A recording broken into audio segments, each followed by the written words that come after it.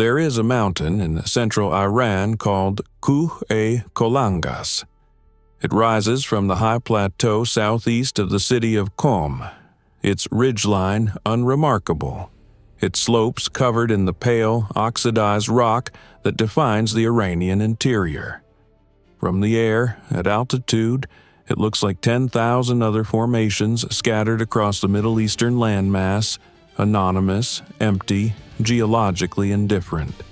But beneath that mountain, carved into the granite, at a depth that geologists estimated would require a weapon of extraordinary design to reach, the Islamic Republic of Iran had spent over 2 decades constructing something that the intelligence community referred to by a single, weighted word: Fordow.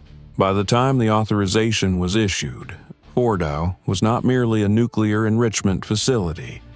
It had become a symbol, a statement of strategic intent buried so deeply beneath the earth that Iran's senior leadership had publicly declared it invulnerable to any conventional military strike.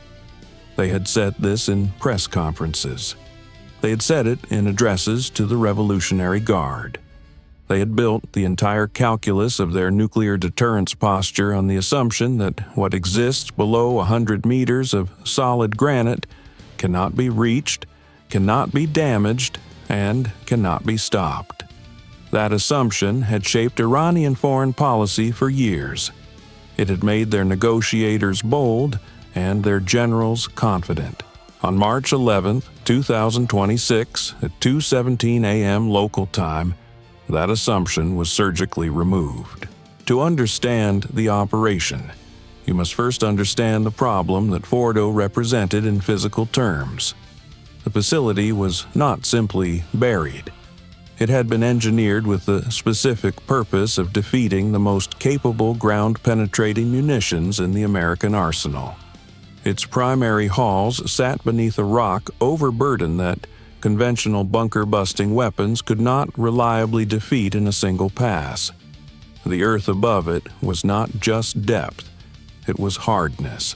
It was layered geology that absorbed and deflected kinetic energy before it could reach the reinforced concrete structures below.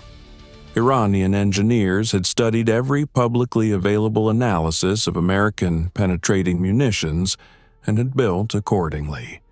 The result was a facility that, for years, had been classified in American targeting doctrine under the category of hardened and deeply buried target, a designation that, in plain language, means we know it is there, we know what it is doing, and we have not yet found a way to stop it that we are willing to execute.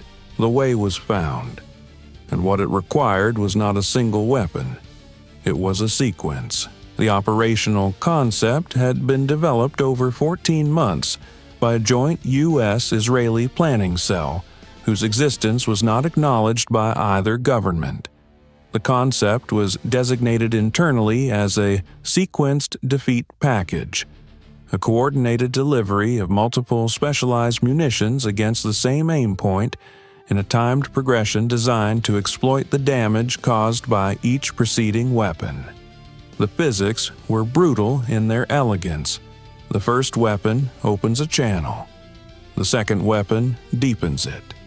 The third weapon travels through the channel created by the first two and reaches the depth at which the facility's primary structures exist.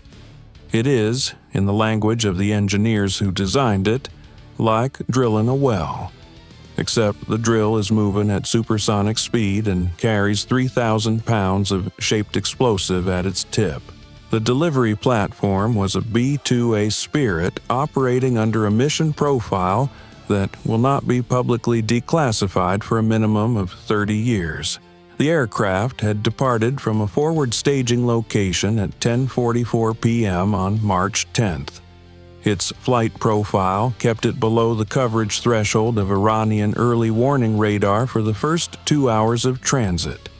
Using terrain masking over the mountainous eastern approaches to exploit gaps in the Iranian integrated air defense network that had been identified and mapped over months of ISR collection. The B-2's radar-absorbent surface coating reduced its radar cross-section to a value that, when the Iranian air defense operators were later reconstructing the events of the night, they would describe as atmospheric noise. The faint, inconsistent returns that radar operators learn to ignore because they occur continuously and never resolve into anything coherent. This one resolved into something catastrophic. Inside the aircraft, the two-person crew worked in the focused, methodical silence of professionals executing a mission they had rehearsed more than 40 times in simulation. The mission commander managed the navigation and threat environment, monitoring the threat picture painted by the aircraft's passive electronic warning system, cross-referencing the radar emissions of Iranian air defense sites against the known positions in the classified order of battle, watching for the particular signature that would indicate a fire control radar had locked onto the aircraft. None came.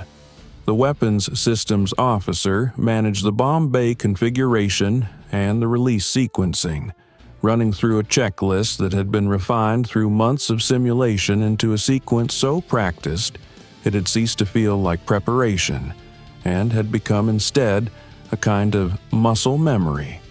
The hands moving across the panels with the same unhurried precision that experienced professionals bring to tasks that must be executed perfectly under conditions that preclude hesitation. At 1:58 a.m., 19 minutes before the designated time on target, the weapons systems officer completed the final arming confirmation sequence for the 3 Massive Ordnance Penetrator munitions in the rotary launcher. Each weapon was independently verified. The safety interlock on each fusing system was confirmed disabled. Each release interval was confirmed against the targeting solution.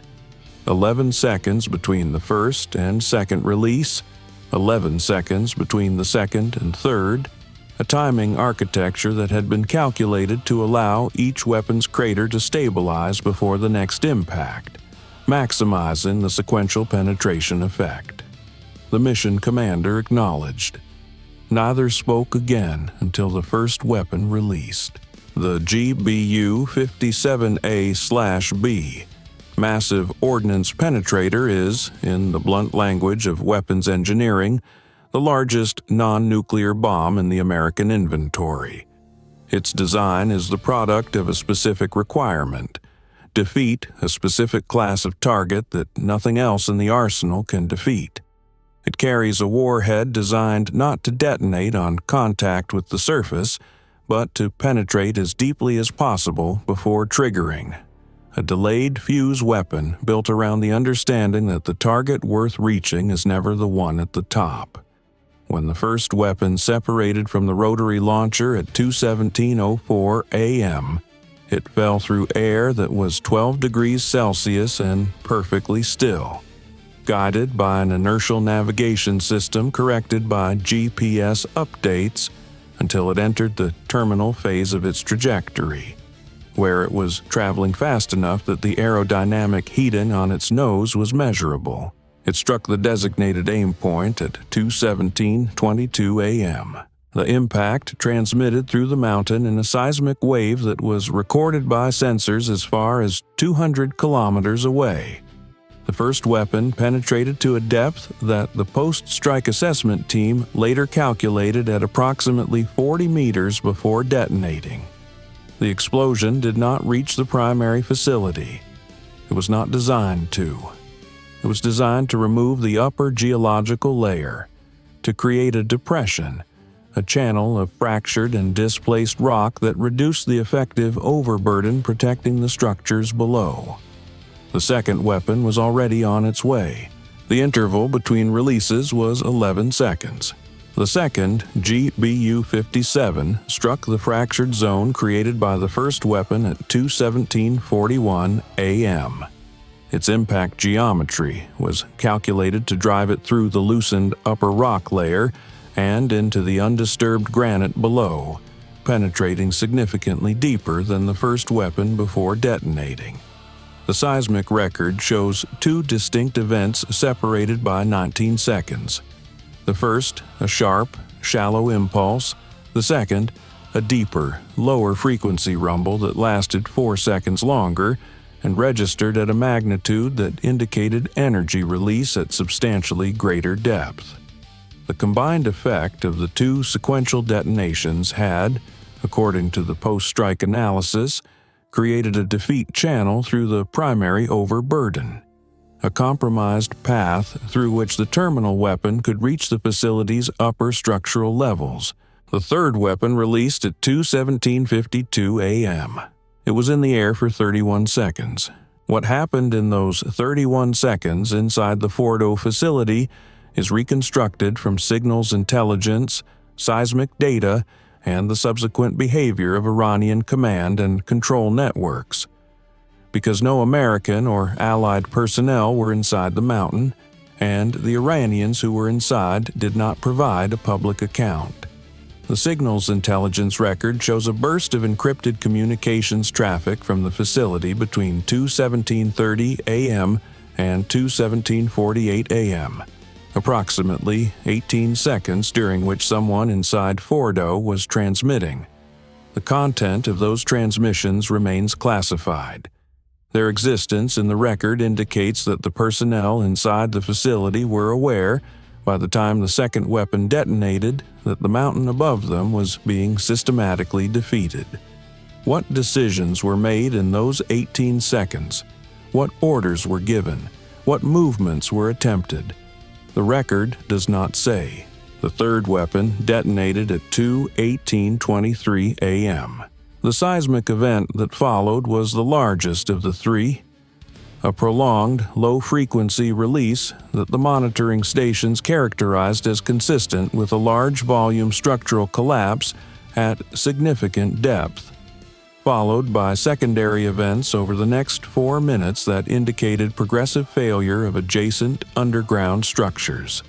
The signals intelligence traffic from the facility ceased at 2:18:31 a.m. It did not resume. The B-2A was already egressing. The mission commander had initiated the post-release turn at 2:17:55 a.m., 3 seconds after the third weapon separated, and the aircraft was now accelerating away from the target area on a northwesterly heading that would carry it out of Iranian airspace in approximately 9 minutes. The aircraft's course had been pre-planned with the same forensic attention applied to the ingress, a route that skirted the coverage footprint of 3 separate Iranian radar installations that used the terrain of the Zagros mountain chain to mask its radar return during the most exposed portion of the egress, and that placed the aircraft over international airspace before any Iranian combat air patrol aircraft could be vectored into an intercept position with credible geometry. The weapons systems officer completed the post-release checklist in silence. Neither member of the crew spoke. The aircraft's electronic warfare system showed no indication that it had been detected, tracked, or engaged. The Iranian air defense network was active. Alarms were being transmitted on multiple frequencies. Radar systems were querying the airspace with elevated power. Intercept vectors were being assigned to aircraft that had no idea where to go because the target they were being sent to find had already been invisible for the duration of its approach and was now invisible on its departure. The chaos in the Iranian air picture was not the confusion of a defense that had been jammed or deceived. It was the confusion of a defense that had never seen the threat at all. That was reacting to aftermath rather than tracking a contact, responding to the seismic and signals evidence of something that had already been completed and was already gone. The Iranian response came from below the ground, not above it. At 2:24 a.m., 7 minutes after the third detonation, the Iranian Aerospace Force launched a salvo of surface-to-air missiles from a battery located approximately 40 kilometers north of the Fordow site. A delayed reaction that indicated the ground-based radar operators had finally correlated the seismic events with a potential airborne intruder and were attempting a sector denial engagement against a target they had no positive track on. The missiles flew on pre-planned search patterns into empty airspace. The B-2A was 38 nautical miles southwest of the launch point when the first missile reached maximum altitude and began its descent. The crew registered the launches on the electronic warfare display and made no course change. They were already outside the engagement envelope, but the adversary's response did not end there. At 2:31 a.m., 14 minutes after the strike, the Iranian Aerospace Force launched 2 Shahab-3 ballistic missiles from a mobile launcher that had been positioned in the mountainous terrain west of Isfahan, a launcher that American ISR assets had been monitoring for 72 hours and had assessed as a potential retaliatory asset. The missiles were not targeted at the B-2. Their trajectory, calculated in real time by the airborne warning and control aircraft orbiting over the eastern Mediterranean, indicated an azimuth toward the Al Udeid air base in Qatar, the forward operating hub from which American air operations in the region were being coordinated. This was the desperation move. This was Tehran's signal that the destruction of Fordow would not go unanswered, that the calculus of the night had not been entirely one-sided, that the Iranian leadership retained the capability and the will to impose costs. The first Shahab-3 was intercepted by a Patriot PAC-3 battery at 2:38 a.m., 31 kilometers from Al Udeid's perimeter. The intercept was not clean. The Patriot's hit-to-kill vehicle struck the warhead section of the ballistic missile at a geometric angle that caused the debris field to scatter across a wide footprint rather than concentrating it in a single point. Fragments of the warhead casing impacted the desert approximately 12 kilometers northeast of the base. 3 structures on the base perimeter sustained minor damage from the overpressure wave. No personnel casualties were sustained. But the air defense commander in the Patriot battery, who watched the intercept solution on his screen, who had 4 seconds between radar acquisition and intercept execution, who authorized the launch with the calm of a professional and then watched the fragment cloud disperse toward his base, did not exhale for a long time after the display cleared. The second Shahab-3 was intercepted at 2:39 a.m. by a second Patriot battery, this one positioned further west. The intercept was clean. The warhead was destroyed at altitude. No debris reached the ground. The Al Udeid base stood intact. The cost of standing intact was the exhaustion of 6 PAC-3 interceptors, munitions that cost the American taxpayer approximately $4 million each, and the knowledge that the Iranian mobile launcher had already repositioned before the retaliatory strike that the Combined Air Operations Center was preparing could be executed. The launcher had moved in the 14 minutes between its last confirmed position and the moment the strike package was released. It was not destroyed that night. It remained in the operational environment. It would need to be found again. That finding would require additional ISR sorties, additional analyst hours, additional fuel, additional risk. The victory over Fordow was real. The cost of that victory extended past the final detonation and into the days and weeks that followed, into the operational bandwidth consumed by the search for a truck carrying 2 tubes on a mountainside in western Iran. That is what victory looks like when it is honest. The post-strike assessment of the Fordow facility was conducted by a combination of satellite imagery analysis, seismic characterization, and signals intelligence cross-referencing over the 48 hours following the strike. The assessment concluded with high confidence that the primary enrichment halls had sustained catastrophic structural damage, that the centrifuge cascades in the deepest levels of the facility, The equipment that represented years of Iranian investment and the core of their advanced enrichment capability had been rendered inoperable. The phrase used in the classified assessment was total loss of underground asset. The facility that Iranian officials had publicly declared invulnerable, the mountain they had placed between their nuclear program and the rest of the world's judgment, had been reached. The B-2A landed at its staging location at 6:44 a.m. The crew completed their post-mission debrief and were released to quarters at 8:15 a.m. The mission commander filed his report at 9:02 a.m. The report was transmitted to Strategic Command and to the Operational Authority. It ran to 7 pages. Its final notation read, "All assigned objectives prosecuted. No hostile intercepts. No personnel casualties. 0 evidence of detection during ingress or egress." The Iranian government issued a statement at noon on March 11th, acknowledging that the Fordow site had been targeted by the Zionist American aggression, and declaring that the facility's personnel had been safely evacuated prior to the strike.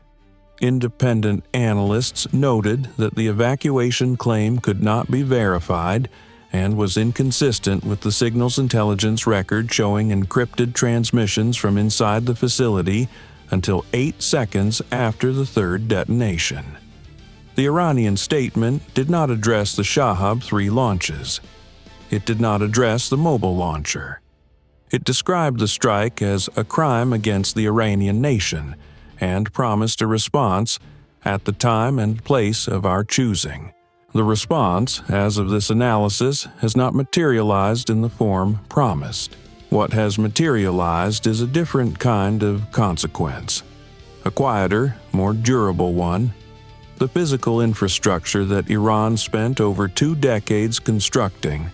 The engineering achievement that their leadership cited as proof of strategic invulnerability. The mountain they believed would make them untouchable. None of that exists in its operational form anymore. The enrichment capacity it housed, the advanced centrifuges, the technical expertise embedded in its systems, that is gone. Rebuilding it, even if the political and strategic environment allowed for it, would require years and resources that Iran, operating under the economic pressure of an active military conflict, does not currently possess. The mountain is still there. The plateau still looks the same from altitude. Anonymous, pale, geologically indifferent.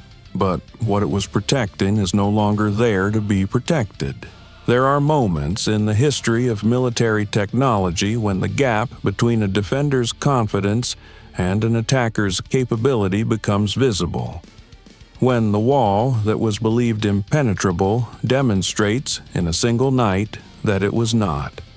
Those moments do not announce themselves in advance. They occur in the dark, at high altitude, in the silence between a weapon's release and its detonation, in the space between what a nation believed about its security and what the morning revealed to be true. The lesson of Fordow is not that American air power is unlimited. The lesson is that invulnerability, when it is declared loudly enough, becomes the most dangerous assumption a strategic planner can carry. The mountain remembers the weight that passed through it. But the silence that followed is not peace. It is the silence of a capability removed, and of men who flew into the dark to remove it, and who landed before dawn without asking for recognition.